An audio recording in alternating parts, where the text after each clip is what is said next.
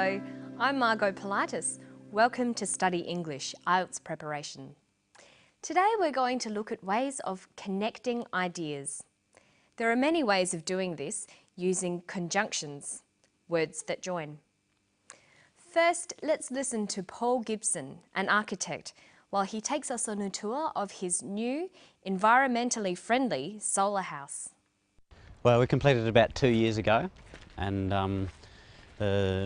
I guess one of the interesting things about it is that it's a fibro house, and most houses, I guess these days, are brick veneer, whereas this is fibre on the outside, timber on the outside, but there's bricks on the inside. Well, I guess the very high windows along the north side, going down to the lower ceiling height on the south, basically allows you to get a lot of sun in through these windows in winter, and the louvers which go out actually go to a point where the sun can be shaded completely in summer, but they can be opened to let the sun right back into the house through winter. This house actually has two north faces. There's the north face of all the living rooms, 3 actually, and then the master bedroom has a north face, and the other bedrooms also have a north face. So it's trying to maximise what we call the aperture of the house, which is how much sun you actually get into in winter. Okay, now we've listened to Paul, let's look at the way he connected his ideas. Good communication, especially in an academic setting, is all about expressing and connecting both simple and complex ideas. There are many ways to do this. Simple sentences express a single, simple idea. The most simple sentence consists of just a subject and a verb. The door opens. The woman enters. The easiest way of connecting ideas is using coordination. That's taking 2 simple sentences and linking them with a conjunction or a joining word. The most common conjunctions are and but. Other common ones are yet, or, for, and so. We use the most simple conjunctions in place of a full stop. The door opens. The woman enters. The door opens and the woman enters. The door opens. The woman doesn't enter. The door opens, but the woman doesn't enter. Listen to an example here. Well, we completed it about 2 years ago, and I guess one of the interesting things about it is that it's a fibro house, and most houses, I guess these days, are brick veneer.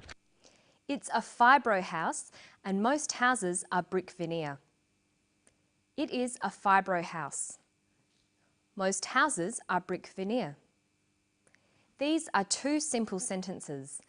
They can be linked together to form a longer sentence called a compound sentence.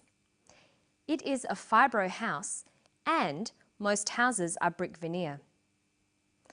Compound sentences have 2 independent clauses, 2 clauses that can be separate sentences. Here's another one.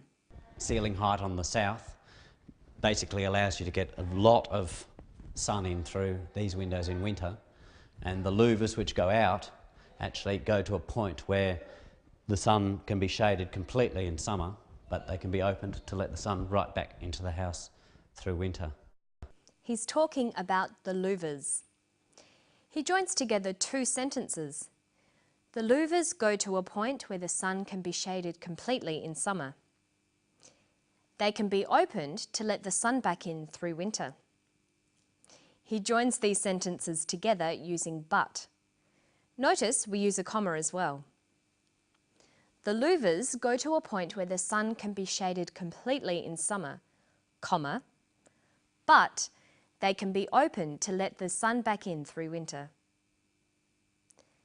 The conjunctions and but can also be used to join words and phrases in lists.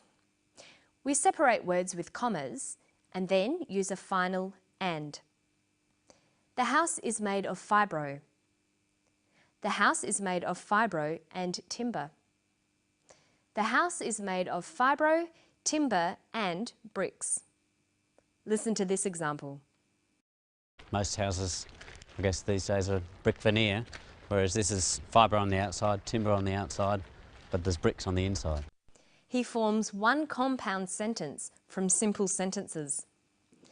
The house is fibro on the outside. It is timber on the outside. It is bricks on the inside. Notice that and is used to list similar things, but is used to contrast different items in a list.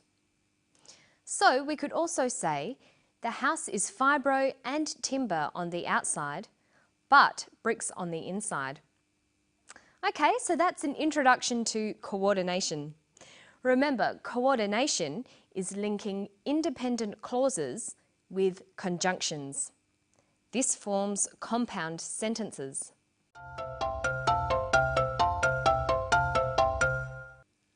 Another way to join ideas is using subordination. Subordination is linking an independent clause with a dependent clause to make a complex sentence.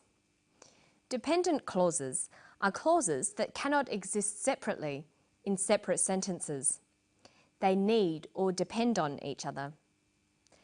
We can form complex sentences in two ways. We can use relative pronouns, who, whose, which, where, or we can use conjunctions like because or whereas. When writing or speaking, it's important for you to practice using a variety of sentences. You'll need to use simple, compound and complex sentences. Here's another example. Trying to maximise what we call the aperture of the house, which is how much sun you actually get into it in winter. He uses an independent and a dependent clause here. Look at these two sentences. They are trying to maximise the aperture of the house. The aperture of the house is how much sun you get. He joins these two sentences together with a relative pronoun. They are trying to maximise the aperture of the house, comma, which is how much sun you get. Now let's practice that. Join these simple sentences to make compound sentences using coordination. Here, try to use and but. The master bedroom has a north face. The other bedrooms have a north face. The master bedroom and the other bedrooms have a north face. And here's another one. The house is warm in winter. The house is cool in summer. The house is warm in winter, comma, but it's cool in summer. Now let's practice subordination. That's making two sentences into one complex sentence. Try using whereas. The house is warm in winter. Most houses are cold in winter.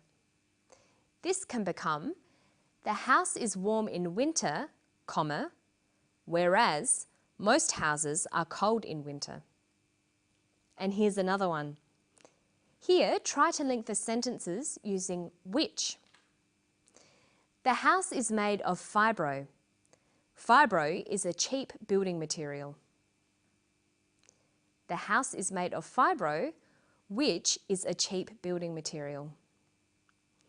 You'll need to practice forming simple, compound and complex sentences. There are many ways to do it and many different ways of punctuating. This is very important for your written work. And that's all for today.